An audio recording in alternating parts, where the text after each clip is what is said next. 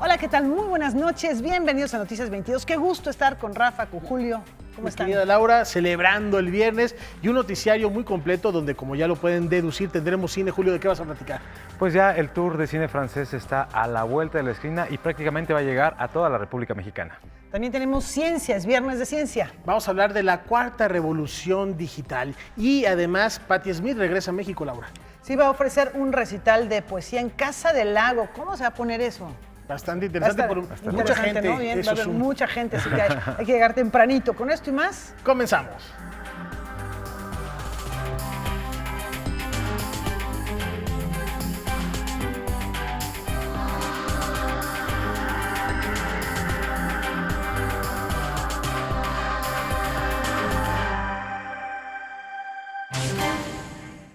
El filósofo y poeta catalán mexicano Ramon Xirau fue recordado anoche en uno de los espacios culturales que él mismo ayudó a construir en su condición de exiliado.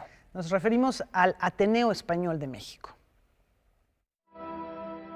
A casi 2 meses de su fallecimiento, el poeta y filósofo mexicano de origen español, Ramon Xirau, fue recordado con un homenaje en el Ateneo Español de México, institución en la cual participó como fundador.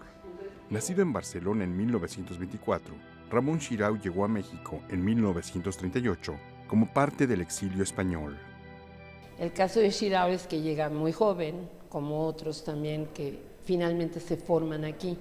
Ahora, formado aquí realmente es un personaje fundamental de la filosofía en la UNAM, ¿no? Yo creo que los filósofos de la UNAM posteriores a él, todos pueden considerarse sus discípulos. Hay libros fundamentales para todos los estudiantes de filosofía, como la introducción a la filosofía o algo así. Y además era un hombre que tenía una visión de la filosofía muy apegada a las personas, al ser humano, ¿no? Y eso yo creo que hace que uno lo entienda mejor lo que él escribe o lo que él plantea. Ramon Xirau fue miembro de organismos intelectuales en México, como la Academia Mexicana de la Lengua y el Colegio Nacional. En un año en el que se conmemoran 40 del restablecimiento de relaciones diplomáticas entre México y España, las nuevas generaciones de la península ibérica se reencuentran con el poeta que siempre escribió en catalán. En un momento en el que España se había descapitalizado de alguna manera de todas esas grandes figuras, la grandeza, ¿no?, de todo esto y la necesidad del reconocimiento deriva que precisamente desde la distancia, ¿no?, desde el dolor del exilio, desde el amor también que se tenía a México, siguieron contribuyendo, ¿no?, a construir España, a enriquecer el pensamiento, el análisis crítico, la literatura, la poesía en catalán. Más allá de sus contribuciones, fue recordado como un hombre dulce, tierno, por quienes lo conocieron más allá de la academia. Yo me acuerdo de haberlo visto platicando con hombres muy importantes del mundo intelectual de México, Octavio Paz, Carlos Fuentes, y las contribuciones de Ramón siempre eran muy cortitas pero muy acertadas. Siempre la frase que decía, la reflexión que hacía era muy profunda o era una cosa humorística de muy buen gusto lo que decía.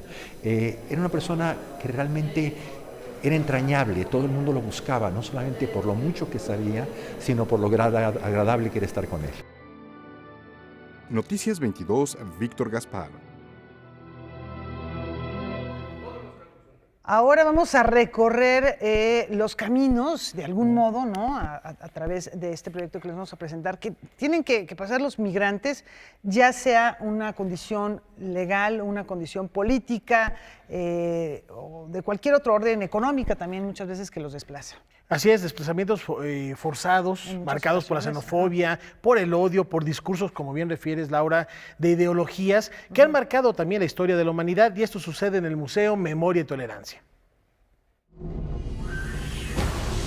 La exposición Rompiendo Muros busca diferenciar entre migrantes y refugiados. Los primeros salen de sus países de origen por decisión propia y con las garantías que les da tener una visa o un pasaporte, mientras que los refugiados se ven obligados a moverse por la violencia, hambre, pobreza o porque su vida corre peligro, ya sea por su orientación sexual, forma de pensar o creencias religiosas, y se encuentran sin el apoyo de la ley.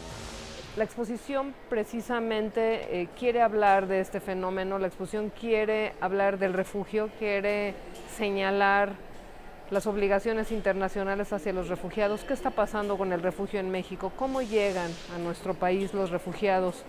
Llegan de Centroamérica solicitando asilo debido a las persecuciones que viven pues por las maras, por el reclutamiento forzado, o bien pues por las guerras. Han llegado aquí refugiados de África, incluso de Siria.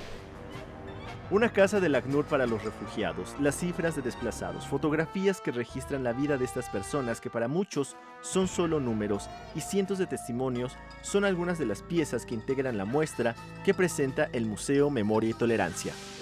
Queremos hablar de refugio, queremos hablar de migración, queremos diferenciar y que la gente entienda que el refugio urbano es distinto al refugio en las casas de refugiados. Erróneamente creemos que esos panoramas interminables de casas de refugiados en el desierto son la única forma de refugio, y eso no es cierto. Los refugiados, están llegando a las ciudades. ¿Cómo los recibimos? ¿Cuáles son sus oportunidades? ¿Cuáles son sus limitantes? Organizada con el apoyo de la Comisión Nacional de los Derechos Humanos, el ACNUR y otras organizaciones, la muestra no oculta los problemas que enfrentan los migrantes. Lo único que sucede es que los migrantes se han vuelto un negocio. Son parte vital en la trata en nuestro país y bueno, pues estamos viendo cosas terribles, pero siempre buscamos de alguna manera darle la vuelta y hacerle ver al público y a cada uno de los visitantes que tiene todavía una salida positiva. Que desde tu labor como ciudadano, como visitante, como ciudadano de la Ciudad de México incluso, o de donde nos vengan a visitar, tú puedes actuar. Noticias 22, Alberto Aranda. Y además, junto a esta exposición va a haber un coloquio y reflexionar sobre cómo estos movimientos migratorios, independientemente cuál sea la razón, han constituido el mundo como hoy lo conocemos. Y que además, de acuerdo con las predicciones de los analistas, Rafa, esto va no solamente a continuar, sino que se va a incrementar por motivos, entre otros, medioambientales, además de los motivos sociales y económicos que hemos mencionado. Y en otros temas regresa a los escenarios capitalinos aquel montaje que por la década de los años 70 del siglo pasado hubiera sacudido a las buenas conciencias del público mexicano. Es que todo un provocador, Alejandro Jodorowsky, el autor. Y ahora regresa Zaratustra. Esta es tercera llamada. Tercera. Comenzamos. Alejandro Jodorowsky se inspiró en el libro de Federico Nietzsche para crear el montaje teatral Zaratustra a la sombra de los musicales O Calcuta, estrenado en junio de 1969 en Broadway, provocando controversia por los fuertes diálogos y por los desnudos, cuyo antecedente, Hair, de 1967, había despertado sonados escándalos por las mismas circunstancias.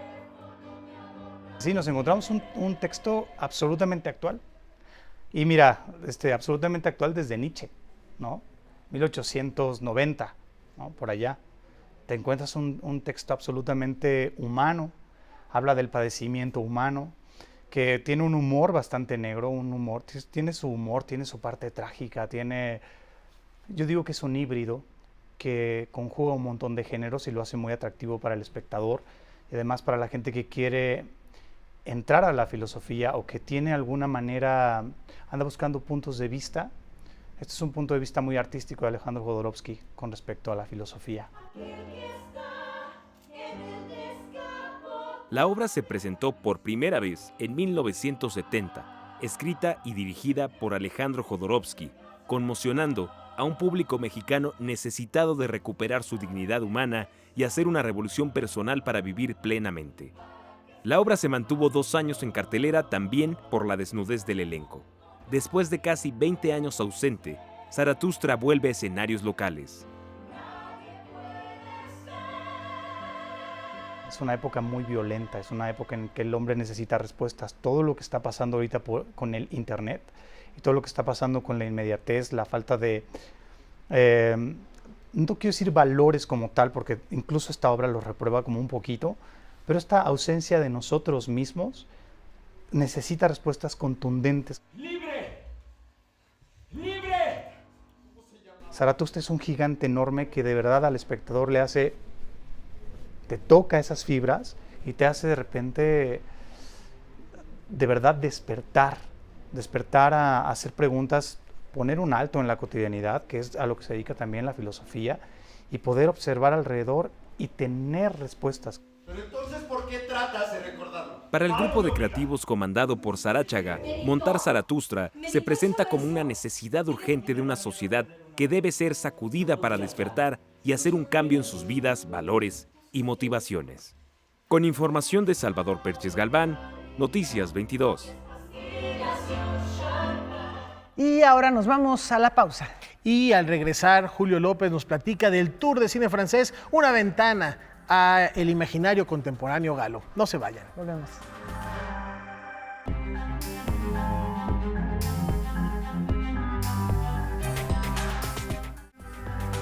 Bueno, Laura, lo prometido es deuda. Llegó el momento de hablar de cine. ¿Quién mejor para hacerlo que nuestro compañero Julio López? Vamos con él.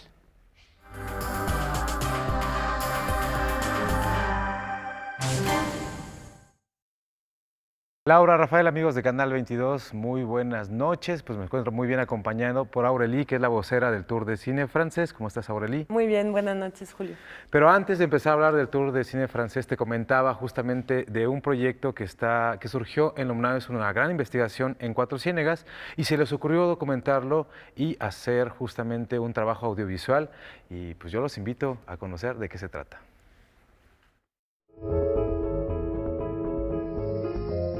El documental Cuatro Ciénegas solo es parte de un proyecto mayor que gira en torno al estudio y preservación de esta reserva de la biosfera de nuestro país, bien conocida por su belleza y también porque es pieza clave en el estudio de la evolución y el origen de la vida en la Tierra.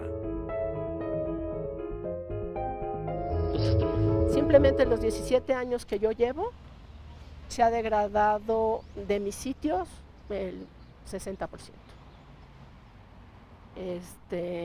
A Mincli le tocó ver este desastre y cómo se empezaban a morir las cosas. Y de allí inició esta iniciativa de realizar un documental para plasmar prácticamente la problemática del valle, pero también para mostrar las alternativas y esta lucha por la defensa de la conservación de este ecosistema.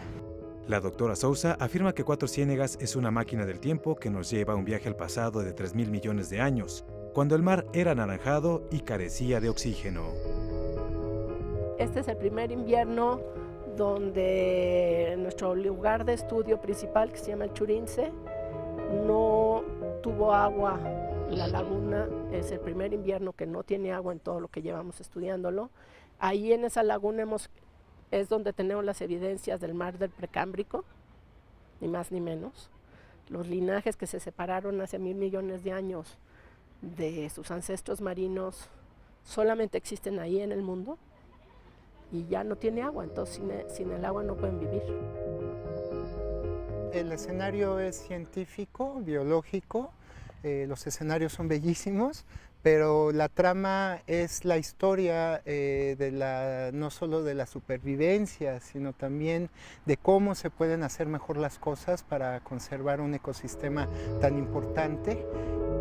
Complementario al trabajo documental para el que todavía buscan recursos para terminarlo, la Sala Almanaque, ubicada en la colonia Roma de la Ciudad de México, alberga una exposición fotográfica que da cuenta del trabajo realizado a lo largo de 17 años en Cuatro Ciénegas. Noticias 22, Julio López. Pues ahí lo tienen, dan ganas de ir a Cuatro Ciénegas, como también dan ganas de ir a la 21ª edición del Tour de Cine Francés, que ya inicia la próxima semana. Aurélie, como ya les decía, en prácticamente toda la República Mexicana. Casi toda la República Mexicana, son 74 ciudades en total, entonces son arriba de 100 salas las que participan, toda la red Cinépolis por supuesto, pero también salas independientes, centros culturales, auditorios de universidades. Y empezamos ya el próximo viernes 8 de septiembre en la Ciudad de México, en muchas ciudades más también, Monterrey, Cuernavaca, Guadalajara, el mismo 8, y nos vamos moviendo como buen festival itinerante. La muestra de cine más exitosa en el país, sí, que como ya sabemos está conformada por 7 películas. Cuéntanos un poquito acerca de ellas. Son 7 películas francesas, 7 largometrajes. Tú sabes que siempre se acompañan de cortometrajes mexicanos también, producidos por el IMCINE, que eso es un plus.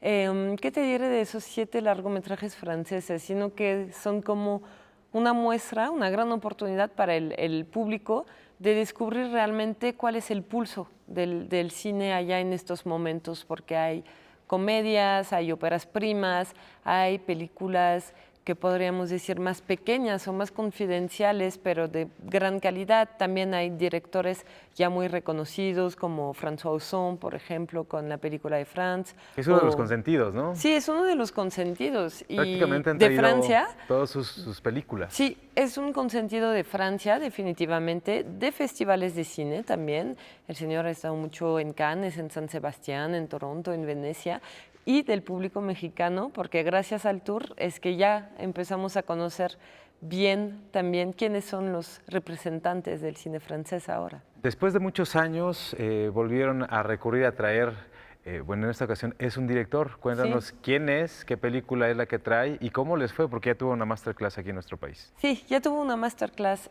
justamente el día de ayer en el Cinema Eiffel, en la sala del Instituto Francés. El director se llama Cédric Clapiche, que es también un director que en México conocemos por trabajos como Aire de Familia o París o Albergue Español y toda una trilogía de películas que él dirigió. Nos fue muy bien. Él presentó El viñedo que nos une, que es una película muy fuerte, tanto sobre los procesos de la elaboración, en este caso del vino, que es un producto ahora sí muy francés, pero también los procesos y los lazos familiares, el paso del tiempo a lo largo de las temporadas. Es una película que, imagínate, ellos se tardaron 1 año en filmar, a razón de 2 semanas por temporada, como para sentir muy bien la presencia también del clima, del paisaje, cómo va influenciando a los personajes. Y es una historia de hermanos, entonces es totalmente universal también. Las comedias francesas siempre son muy recomendables. Recuerdo hace un par de años Chicos y Guillermo a comer, por ejemplo, Sí. ¿no? Y este año en ese rubro, ¿qué nos traen? Pues las comedias siempre además son las que más éxito tienen dentro del tour. Hay una comedia romántica como tal, muy sencilla, pero ahora que presentábamos el avance en la conferencia de prensa, el público ya se estaba riendo mucho. Se llama Los Ex y es París visto a través no del amor, sino de los ex amores. Y entonces, pues ahí están, ¿no? Los que se odian, los que no se han podido olvidar, los que han dejado con todo y el perro ahí. Y es una comedia que está actuada por muchos integrantes, nuevos rostros, nuevas voces de la comedia francesa. Eso es como una de las más atractivas, yo creo, para el público de comedias. Hay otra más discreta, pero creo que la película tiene muchísima fuerza, se llama Una familia peculiar, y esta película es sobre un papá que intenta criar a sus hijas. Claramente va muy mal, pero él pues, no se da cuenta o no quiere darse cuenta hasta que por una señal que se manda a una trabajadora social le quieren quitar la custodia y ahí se vuelve peor todavía el señor. Ya lo mencionaste un poquito hace rato, como binomio, ¿no? De una película francesa, un largometraje francés acompañado de un corto mexicano. En este caso son más de 20 cortometrajes los mexicanos, pero siempre hay una competencia justo con esos cortos que se entrega el premio de la Palmita y que luego tienen la oportunidad de viajar, si no me equivoco, al Festival de Cannes, ¿no? No, es al Festival de Clermont-Ferrand, que es un Clermont-Ferrand. festival también en Francia y que es el más especializado y el de mejor fama en cuanto a cortometrajes, realmente como la casa del cortometraje para los festivales franceses. El premio de la Palmita este año lo otorgaron a una mujer directora de animación. La película se llama Poliangular, es uno de los cortometrajes que se puede descubrir con la gira del tour, son 25 en total y son tanto de ficción, documental, animación. Y bueno, es una gran oportunidad para un joven realizador o una joven directora mexicana, uno, que tu cortometraje viaje a las salas de México, donde desafortunadamente ya casi nos quedamos sin cortometrajes, y 2, pues poder presentar tu trabajo en otro país, ¿no? Digo, eso sí no lo desconozco. ¿Estos cortometrajes también viajan con el tour a otros países? Porque sé que el tour llega a otros países del Llega a sur otros del países y continente. viaja la gira completa, sí. Oh, pues es sensacional, Sí. entonces, en ese sentido. Hay otros trabajos del cortometraje mexicano muy interesantes como Cerulia, ¿no? Sí, también está Cerulia, que también es un cortometraje de animación. Los cortometrajes están programados según las películas, obviamente por una cuestión de clasificación, etcétera. Pero ya hay trabajos de directores que ya, por ejemplo, tenían largometrajes como Gilberto González Penilla, el director de Los Hámsters. No sé si recuerdas esta comedia muy sonada, filmada en Tijuana. Esta vez regresa con un cortometraje que no tiene el tono cómico, pero tiene mucho de la familia, que se llama Leche, y muy bien dirigido. De hecho, recibe una mención. Eso, por ejemplo, es uno de los trabajos que se pueden descubrir. Pues muchas gracias, Aureli, y ya estaremos dándonos una vuelta en el tour. Claro que sí, gracias a ti, Julio. En tourdecinefrances.com encuentras toda la información. Pues de septiembre a octubre, Laura, Rafa, dense una vuelta porque de verdad que vale mucho la pena este encuentro cinematográfico.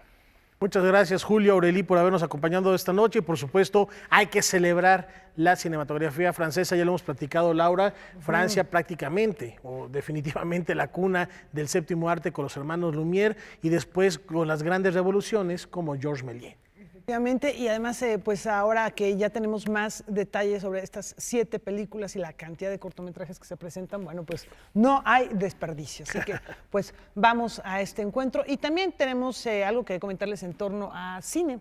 A teatro. Perdón, a teatro. Del cine nos vamos al teatro ahora. Con esta propuesta que dirige Jesús Díaz y que nos lleva de la tragedia a la hilaridad.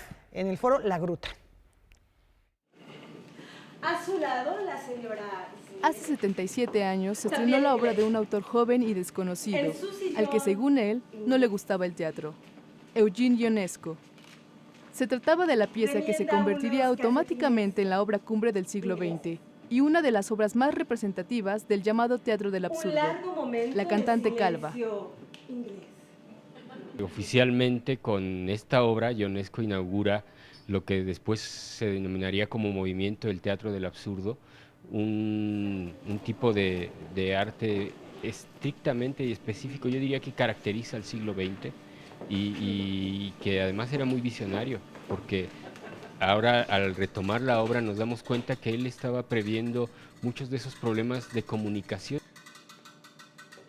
Arturo Reyes, Gabriela Murray, Omar Ramírez, Alicia Zárate, Gilberto Dávalos y Judith Cruzado conforman el elenco de La cantante calva.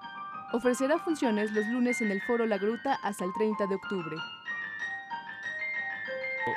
Hemos trabajado mucho en que, a pesar de que haya momentos de humor, hemos tratado de que, sobre todo, el final conserve la angustia que creo que quería transmitir Ionesco. Si se queda en una comedia, si toda la gente sale feliz de haber visto cómo nos comunicamos mal, creo que estaríamos cometiendo un error. Por sus innumerables capas de reflexión y su intensidad dramática, la corriente del teatro del absurdo continúa incidiendo a grado tal que de su incomodidad germinan profundas verdades y puntos de inflexión que representan indudablemente un reto actoral irresistible. Por todo ello, es tan prudente y lamentable que la cantante calva siga peinándose de la misma forma que hace 67 años. Esa frase es fabulosa y creo que es de lo que decíamos hace rato, que sería deseable que ya se estuviera peinando distinto y sin embargo no es así. Si perdieran vigencia querría decir que estamos logrando contactar con nosotros mismos, lamentablemente, y la obra en ese sentido es igual de desesperanzadora. Todo parece indicar que tras milenios de existencia de la humanidad eso no va a ocurrir jamás. Mira, qué ridícula pareja de viejos enamorados formamos. Vamos a apaciguarnos y a gustar. Pídale al señor y a la señora Martin que pase. Nosotros vamos a cambiarnos rápidamente. Les invitamos a ver esta obra, es un gran clásico del siglo XX de Eugene Ionesco. Es una obra, no tengan miedo a los clásicos, es una obra que es divertida, pero al mismo tiempo les va a estremecer y nos refleja tal cual como somos con nuestros problemas de comunicación, pero a la vez nos hace ver como seres vulnerables y por lo tanto entrañables. Con información de Salvador Perches Galván, Jocelyn Ontiveros, Noticias 22. Elizabeth y Donald son ahora muy... Ahora vamos a una muy breve pausa. Y como siempre les recordamos que se pongan en contacto con nosotros, está en las redes sociales, está la aplicación, descárguenla cuanto antes y por gratuitamente. Supuesto Twitter, Facebook, como se están comunicando. En unos cuantos segundos, ¿no? Los alumnos de quinto semestre de la Universidad Intercontinental de la carrera de comunicación, muchas gracias de verdad por estarnos sintonizando. Un saludo y nos vamos a una pausa.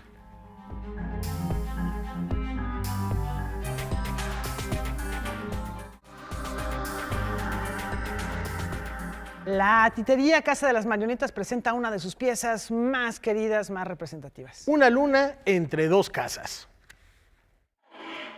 Me llamo Pluma. En la Titería Casa de las Marionetas en Coyoacán se ha estrenado la obra Una casa entre dos lunas, de la destacada dramaturga quebequense Suzanne Le Beau. Esta obra fue escrita en los años 80 y es una de las pioneras en el teatro para los infantes hasta 5 años de edad. Explora Suzanne todo este mundo del niño de preescolar cuando está abriendo y conociéndose al mundo. Una luna entre dos casas, Suzanne la escribió con todo un trabajo de investigación detrás del animismo y el inanimismo entre los niños pequeños.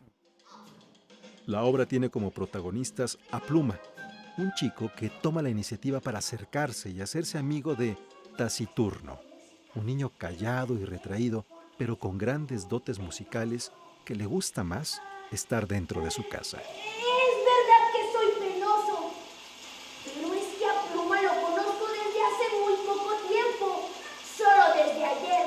Esos pequeños detalles de las ciencias cognitivas que ahora que estudian los investigadores es lo que nosotros como adultos y como creadores que trabajamos para niños tenemos que lograr llegar a ese punto, a volver a ver el mundo, yo digo, con los ojos de un niño. Y justamente aparecen Pluma y Taciturno, que son los personajes de esta obra, donde a partir de sus objetos, de sus casas, para el niño pequeño es muy importante la casa como objeto, el camino, el sol, la luna, por eso esta es una obra con muchos símbolos, los símbolos que van moviendo los propios personajes. La obra Una luna entre dos casas estará en la Titería Casa de las Marionetas a las 12 del día, sábados y domingos, hasta el 8 de octubre. Noticias 22, Huemansi Rodríguez. Un nutrido grupo de estudiosos y académicos de todo el planeta, encabezados por Klaus Schwab, fundador del Foro Económico Mundial, tienen declaraciones interesantes. Aseguran que estamos viviendo la cuarta revolución industrial. Karen Rivera ya está aquí en el estudio para hablarnos al respecto. Karen, adelante, muy buenas noches. Buenas noches.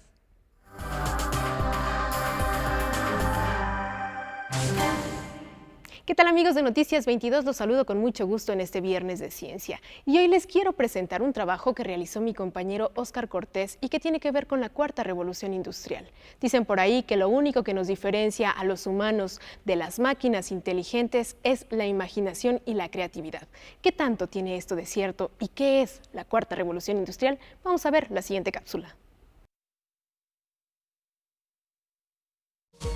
El acelerado ritmo con el que se desarrollan aplicaciones y robots para facilitar las tareas humanas han generado una crisis laboral en el mundo. Se estima que para el año 2025, 140 millones de trabajos serán desplazados por agentes informáticos. Lo que está pasando ahorita es que el desarrollo tecnológico es exponencial, es rapidísimo. En otras revoluciones industriales, el cambio ha sido más lento y la sociedad puede adaptarse. En este momento están pasando las cosas tan rápido que, por ejemplo, este año van a cerrar 9,000 tiendas en Estados Unidos. La gente compra en Amazon. Oficios han desaparecido bastantes, ¿no? Digo, todo lo que era un obrero pues ya no se empezó a necesitar en las industrias. Pongo un ejemplo muy clásico. Antes un taxista era el que sabía y conocía la ciudad, ¿sale? Entonces, él porque conocía la ciudad empezó a ser taxista. Llegó la tecnología y le dijeron, ¿sabes qué? Ya no necesitas conocer la ciudad. La máquina te lo va a decir.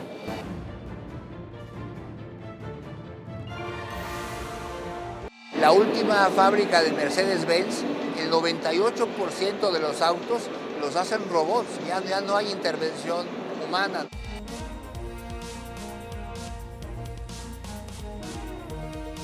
Hay una impresora 3D que imprime una casa en un día y cuesta $10,000. Entonces, imagínate cuántos de nuestros empleados de la construcción van a perder el empleo y el movimiento es tan rápido que ya no da tiempo de capacitarlos. Lo de abogado es bien interesante. Un bot la conoce perfectamente, conoce palabra por palabra, conjunción por conjunción. Entonces, él va a encontrar justo esos huecos con los cuales te pueda defender, con los que te pueda salvar. Creo que fueron 15,000 personas que se beneficiaron del bot abogado.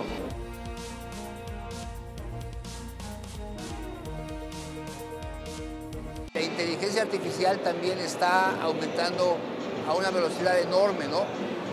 Por ejemplo, Watson el día de hoy diagnostica mucho mejor que un médico.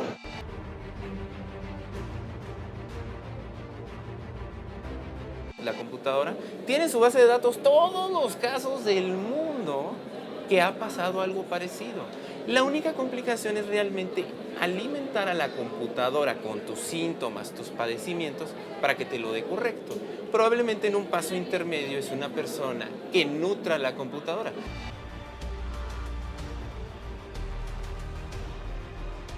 El hecho de que ya podamos editar el genoma humano, de que podamos curar enfermedades, de que podamos diseñar niños con la inteligencia que queremos, con el color de ojos, con eso.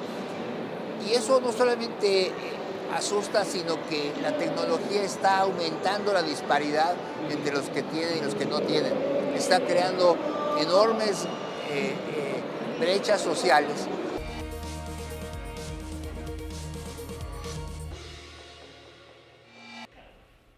Estas innovaciones implican cambios tecnológicos, sociales, políticos y económicos, y aunque parece un poco desolador el futuro, existen cifras que pueden apoyar a los jóvenes a encontrar estos empleos en los que se podrán desarrollar. En los últimos 2 años, el 70% de los empleadores buscaron a gente experta en temas computacionales, desarrolladores de software, expertos en Big Data, algunos expertos también en manipular drones. Pero ¿qué les parece si continuamos con la segunda parte de este reportaje?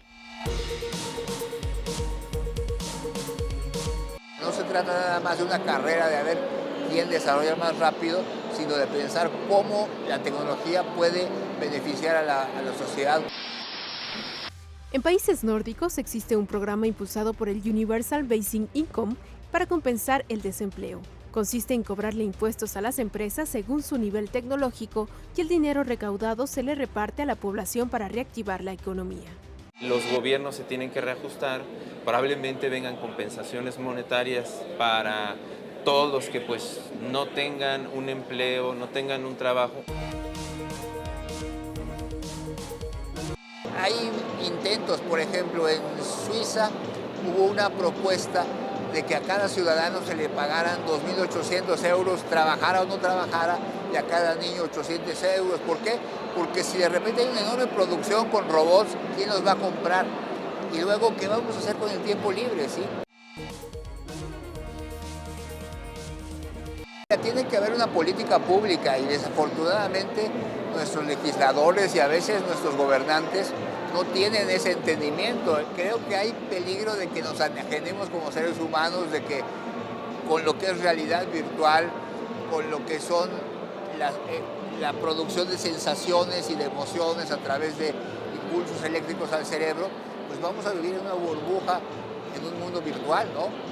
Entonces todo eso requiere de planificar, de pensar, de que las mejores mentes de este mundo se dediquen a buscar soluciones.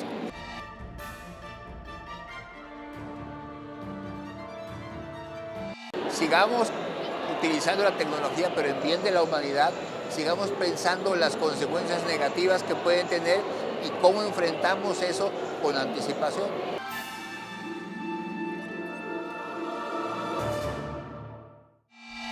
Hasta aquí la información científica. Estaremos al pendiente de los empleos del futuro y los dejo con más noticias culturales aquí en Noticias 22. Muchas gracias, Karen. Sumamente interesante esta reflexión que nos compartes.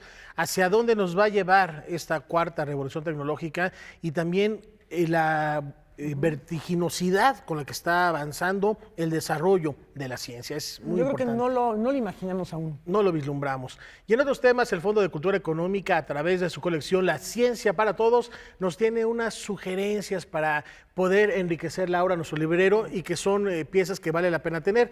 Pero, ¿qué te parece si antes de presentarles esta colección, Laura? Vamos a hacer un recorrido por el mundo. Me encanta la idea.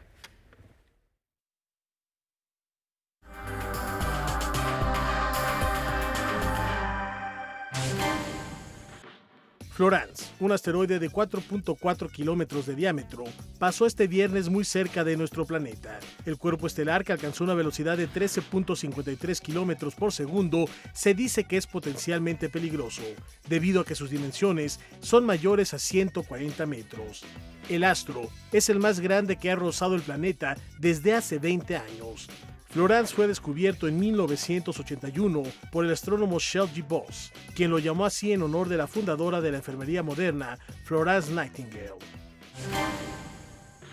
El arzobispo de París empezó una campaña de recaudación de fondos para salvar las gárgolas y los arcos góticos de la Catedral de Notre Dame. Las autoridades mencionaron que el edificio se ha dañado por la contaminación y el paso del tiempo. Además que la restauración que se hizo en el siglo XVIII no fue la mejor, porque probablemente se adquirieron piedras de mala calidad. Ahora se espera que la fama mundial de la catedral atraiga donantes, particularmente de los Estados Unidos. París abrió su primer espacio nudista en Bois de Vincennes, al este de la capital. Para llegar a él se debe atravesar un pequeño sendero que conduce al parque.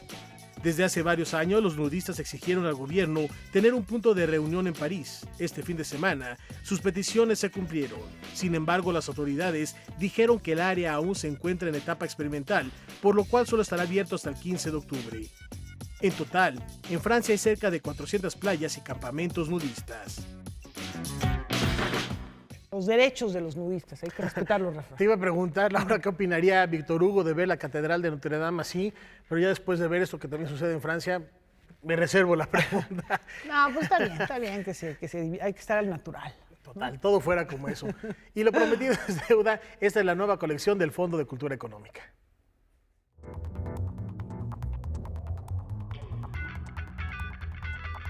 ¿Qué tal? Mi nombre es Heriberto Sánchez, soy el editor del área de ciencia del Fondo de Cultura Económica y quiero hacerles unas recomendaciones de los libros de la colección La Ciencia para Todos. El primero de ellos es el número 1 de la colección, escrito por Luis Felipe Rodríguez y que se llama Un universo en expansión. Este es un libro que nos introduce a los orígenes del universo y al devenir de este mismo universo en el que nos encontramos, con conceptos bastante complicados en su esencia, pero explicados sencillamente por este investigador.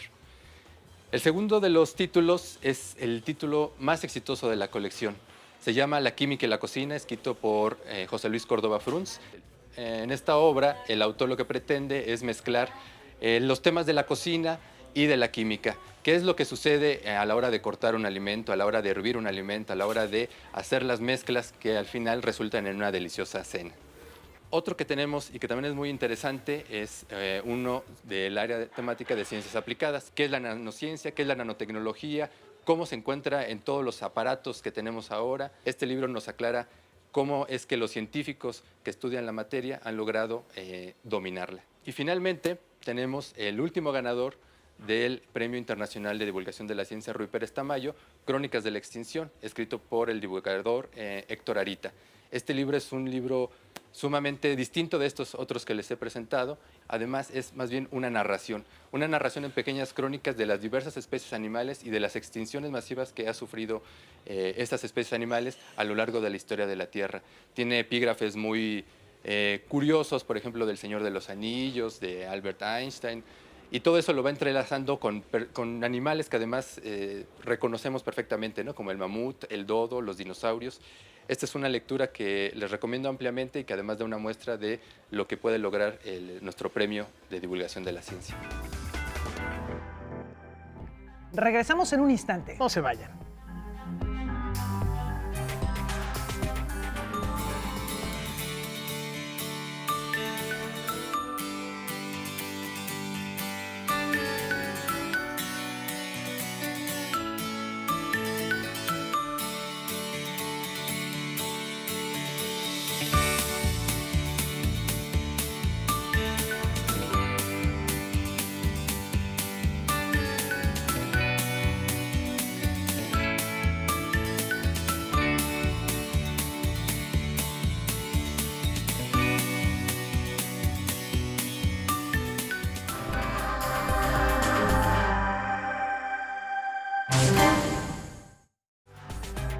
Como ya lo anunciamos, Patti Smith, legendaria Patti Smith, vuelve a México y con un show muy especial para sus fans. Leyendo poesía, pero también interviene en la ciudad de una manera espectacular. Vamos a ver. Wow. Parece que su genio lo puede abarcar todo, que nada se le escapa a Patti Smith.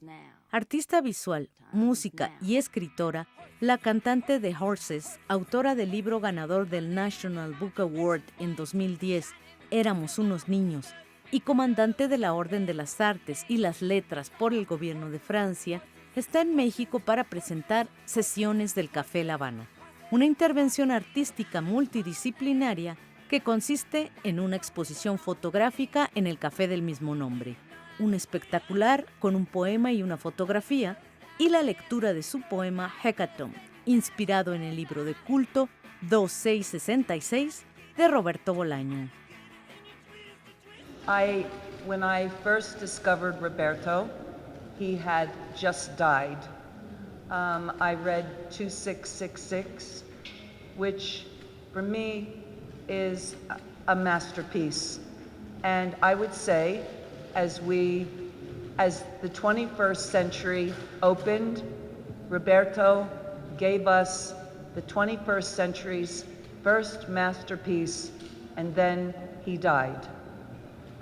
This for me was so heartbreaking, and he's younger than me, and I dreamed that if he would have been living, I could have gone and found him and say, thank you, Roberto. But I could not do that, so I wanted to thank him for writing 2666 through this poem.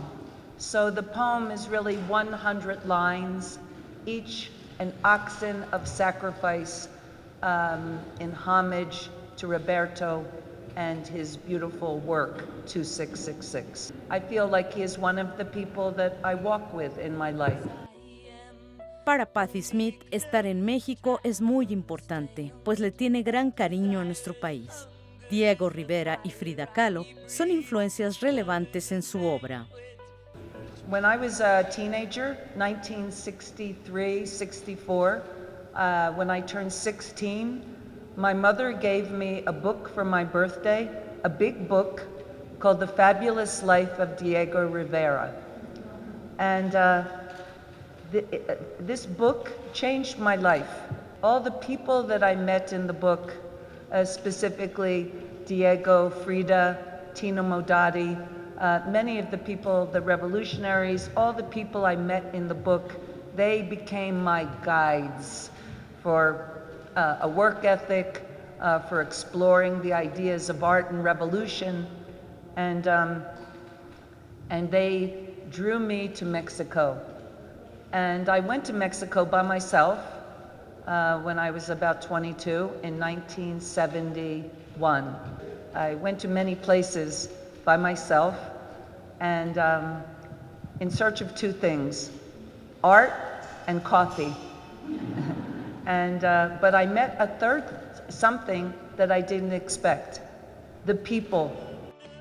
Por este cariño que le tiene a la gente de nuestro país, Patti dijo sentirse indignada al respecto de la política de Donald Trump y que por ello se sintió un poco avergonzada cuando le pidieron venir a México a hacer la intervención en el espectacular en la calle de Sonora 128.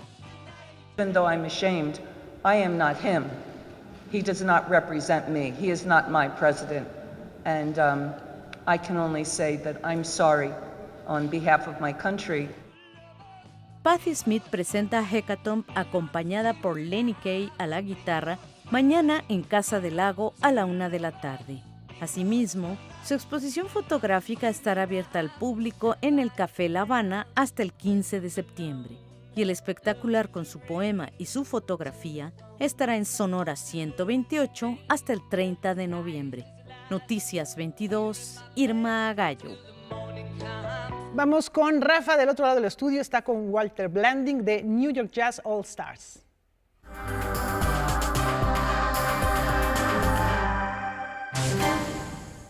Muchas gracias, Laura. En efecto, es un honor recibir esta noche a Walter Blanding, quien mañana va a ofrecer una clase magistral y un concierto en el Centro Cultural Roberto Cantoral, y además viene de una gran tradición musical, y es precisamente de esto con lo que vamos a empezar la conversación. Walter, it's a great pleasure to have you here. Welcome. Thank you, gracias. You are here of a great musical tradition. Your mother, your father as well are musicians, and you start playing at 6 years old. What is the impression of being growing in a musical environment? Well, you know, it seemed normal to me because music was always something that was in our house. When I was a little boy, I remember my parents would play and they would have a drummer come over and they would leave their instruments in the dining room, and I would play around when I was like 3, 4, 5 years old on the drums. And when I was 6, my father took me to the music store and he surprised me. He said, pick an instrument. Wow. And so my father played the contrabass. And since he was, you know, a grown man, I was just a little boy, I picked something that seemed appropriate, which was the violin. Okay. And he said, pick another instrument. I chose the saxophone. And now, when I think back, I think I chose the saxophone because during that time, it was 1977, I was 6, I think the Superman movie came out. Okay. So it looked like an S. Okay. And I think that's why I chose the saxophone. Ok, nos platica Walter, es una historia entrañable, que para él es muy natural haber crecido en este ambiente de música. Había inclusive algunos tambores, algunas baterías en su casa, y desde que tenía 4 o 5 años, su papá y su mamá, que se dedican a la música, los dejaban ahí y él empezaba a tocar. Cuando cumple 6, su papá lo sorprende y le dice, te voy a llevar a la tienda de música a disfrutar, a que elijas el instrumento que tú quieras. Su papá toca el contrabajo y él dijo, no, proporcionalmente él siendo un hombre tan grande, yo soy pequeño, quiero un violín, y le dice, no te va a dar una oportunidad, elige otro que no sea el violín. Y él eligió el saxofón y asegura que en aquellos años 70, cuando estaba de moda Christopher Reeve y estas películas de Superman, Superman iba a salir del saxofón porque tiene una forma de ese, y es lo que él cree que lo llevó a decidirse por ese instrumento. Okay, other point of break in your career, otro punto de quiebra en su carrera, es su estancia en Tel Aviv, is your residence in Tel Aviv. Someone said you are the jazz ambassador to Israel. What do you think about it? Well, you know, that was a very interesting experience for me. I came to Israel and I only knew 2 people, my wife and my best friend from college. And I stayed in a kibbutz for 6 months. And I learned the language. I learned to speak, read, and write Hebrew. And eventually I started teaching in school. I taught in 4 different schools, and I even opened up my own school after a while. And we got together and joined forces with a local club, the City Hall, the Museum of Tel Aviv, and the Museum of Jerusalem. And between all these organizations, we were able to sustain a year-round jazz festival, where for 1 week out of every month, we invited artists from the United States to come and do workshops in the schools and perform in the museums and also in the clubs. Bueno, perdón, esto es muy interesante porque nos comenta que cuando estuvo en Israel fue algo al principio muy difícil, solo conocía a 2 personas, su esposa y a su mejor amigo, y ahí empezaron a tomar clases, aprendió a escribir y hablar hebreo, y empezó también a tener conexiones con museos, con academias, e inclusive él abrió su propia academia, logrando hacer durante 1 año un ciclo de música. Cada semana tocaban en un lugar distinto estos recintos consagrados al arte, trayendo también a músicos estadounidenses y volviéndose, por eso yo lo decía en la pregunta, el embajador del jazz en Israel. Go ahead. That's right. The ambassador of jazz in Israel was something that someone in Newsweek magazine, they decided to call me in an interview. And that's how the name kind of stuck, I guess. Okay. Y que este nombre, este apelativo de ser el embajador del jazz en Israel, se lo debe a un periodista del Newsweek que se le ocurrió nombrarlo así, y bueno, desde entonces se ha vuelto también una referencia, y después regresas también a los Estados Unidos, a Nueva York. You came back to the United States, to New York, and then your career changed again. Yeah, well, you know, before coming to Israel, I had played with so many different groups. I performed with the Wynton Marsalis Septet, the Marcus Roberts Nonet, I think it is. I played with Illinois Jacquet Big Band. I played with Cab Calloway. That was an experience. And so many other groups. There was a famous group in the 90s called the Harper Brothers. We did tours around the world for 2 years. And then when I came back, then I started to work with the Jazz at Lincoln Center Orchestra. And after a few years with the Wynton Marsalis Quintet. quintet, which I'm still a part of. And since then, we've done so many different things with many artists, including Tony Bennett. Gosh, the list goes on and on. There's so many different people that we played with, the Isley Brothers, Toots Thielman, and I don't even remember, like almost everybody in the music industry. Nos platica que ha trabajado prácticamente con todos los de la industria musical del jazz, empezando con el septeto entonces de Wynton Marsalis. Hoy todavía forma parte del quinteto del maestro Marsalis allá en Nueva York, pero pasando por una larga lista y una playa de artistas del jazz. Y la pregunta sería, have you ever thought to embrace another musical genders beside the jazz? ¿Ha pensado abrazar otros géneros musicales que no sea el jazz? Well, I have an interesting concept about music. I think really the genres, of course, I would call myself a jazz musician because that's the tradition that I studied and know very well. But I'm open to all music. Okay. And I think there's only good music and bad. That's it. That's great. Él dice que no hay un género como tal, él tiene una percepción muy distinta a lo que es los géneros musicales y que él le encanta la música, solo hay música buena y música mala, no hay puntos intermedios, no hay géneros como tales. Y finalmente, finally, but not at least, what we are going to listen tomorrow at 8:30 in Roberto Cantoral. Oh yeah, we're going to listen to a lot of different things. I'm going to play some original music from my album, The Olive Tree. We're going to play some tunes by Duke Ellington, Thelonious Monk, some things that was done by Cannonball Adderley, John Coltrane as well. Just a wide mix of things and also a couple of well-known Mexican tunes as well. Ah, qué sorpresa. Mañana en la sala Roberto Cantoral a las 8:30, a las 5 va a dar una clase magistral, a las 8:30 será este concierto que no se deben perder y va a tocar, dice, música original de su álbum, también va a estar tocando algunos clásicos como Duke Ellington, Thelonious Monk y además nos tiene una sorpresa reservada para el final con temas que tienen que ver con la cultura musical mexicana, así que la invitación queda hecha. Walter Blanding, it's a nice pleasure to have you here. Thank you so much. And I'm going to ask you a last favor. Yes. Le voy a pedir un último favor. You have the saxo there. Ah, y además señalar, este saxofón es de 1938, es a 1938 saxo. It's about 34 del 34 aproximadamente. Sí. And we can say goodbye with a little bit of Sure. We are going to enjoy tomorrow. Thank you very much. Thank you. Los dejo con Walter Blanding. Muchísimas gracias. La cita queda hecha para el próximo lunes en el horario de costumbre y mañana 8:30, Centro Cultural Roberto Cantoral, Walter Blanding. Muchísimas gracias. Buenas noches.